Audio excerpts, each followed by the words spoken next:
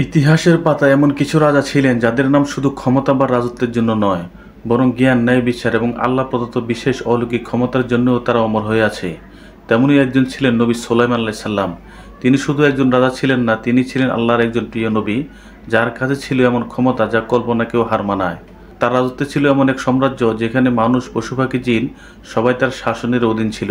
বাতাস তার বাহন, জিনরা তার প্রাসাদ ও দুর্গ নির্মাণে কাজ করত।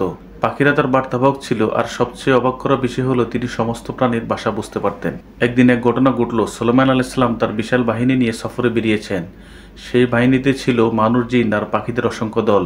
পাখিদের তিনি আকাশে ছড়িয়ে দিয়েছেন দিক নির্দেশনার জন্য, আর জিনরা সামরিক সরঞ্জাম বহন করছিল। তার রাজকীয় কাফেলা এমন বিশাল ছিল যে দূর থেকে দেখলে মনে হতো এক জীবন্ত স্রোত, যা মরুভূমি ও উপত্যকা পেরিয়ে চলছে। কিছু দূর অতিক্রম করার পর তারা পৌঁছালো এক সুন্দর উপত্যকায়, যার নাম ওয়াদি আল নামল, বাংলা অর্থ পিঁপড়ার উপত্যকা। এই উপত্যকায় অসংখ্য পিঁপড়া বাস করত। সুলাইমানের সেনাদল যতই উপত্যকার কাছে আসছিল, মাটির উপর দিয়ে অজস্র পিঁপড়া ছুটে চলছিল।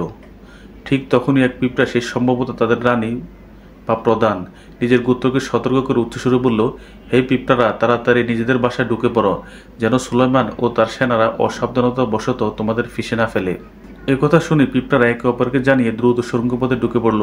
কিন্তু অবিশ্বাস্য ঘটনা ঘটল। এই ছোট্ট প্রাণীর এই সতর্কবাণী সরাসরি সুলাইমান আলাইহিস সালামের কানে পৌঁছে গেল। আল্লাহ তাকে এমন ক্ষমতা দিয়েছেন যে তিনি শুধু পাখি বা বড় প্রাণী নয়, এমনকি ক্ষুদ্রাতি ক্ষুদ্র প্রাণীর ভাষাও স্পষ্টভাবে বুঝতে পারতেন। তিনি দূরে থেকেও সেই পিঁপড়ার কণ্ঠ শুনলেন এবং তার কথার অর্থ অনুধাবন করলেন। সুলাইমান আলাইহিস সালাম এই ঘটনা শুনে হাসলেন এবং পিঁপড়ার সতর্কবাণী শুনে সেনাদের থামিয়ে দিলেন। কোনো উপহাসের জন্য নয়, বরং আল্লাহর অশেষ মহিমা এই ছোট্ট প্রাণীর বুদ্ধিমত্তা দেখে। তারপর তিনি মাথা নত করে দোয়া করলেন, হে আমার রব, আমাকে তাওফিক দাও যেন আমি তোমার সেই অনুগ্রহের কৃতজ্ঞতা আদায় করতে পারি যা তুমি আমাকে আমার পিতা মাতাকে দান করেছ, আর যেন আমি এমন সৎকর্ম করি যা তুমি পছন্দ করো। সূরা আল নামল, আয়াত 19। সুলাইমান আলাইহিস সালামের হাতে ছিল বিশাল সাম্রাজ্যের ক্ষমতা, এমন সেনাদল যা মানুষের বোধগম্যের বাইরে। আর তবুও তিনি একটি পিঁপড়ার কথাও উপেক্ষা করেননি। নবী সুলাইমান আলাইহিস সালামের গল্প শুধু একটি ঐতিহাসিক ঘটনা নয়, এটি এক অনন্ত প্রেরণা যা আমাদের শেখায় ক্ষমতা কখনো অহংকারের জন্য নয়, বরং দায়িত্ব ও সেবার জন্য। যখন একজন শাসক বা নেতা নিজের অধীনে থাকা ক্ষুদ্রতম প্রাণীর প্রতিও দয়া প্রদর্শন করেন, তখনই সত্যিকার অর্থে তিনি আল্লাহর কাছে সম্মানিত হন।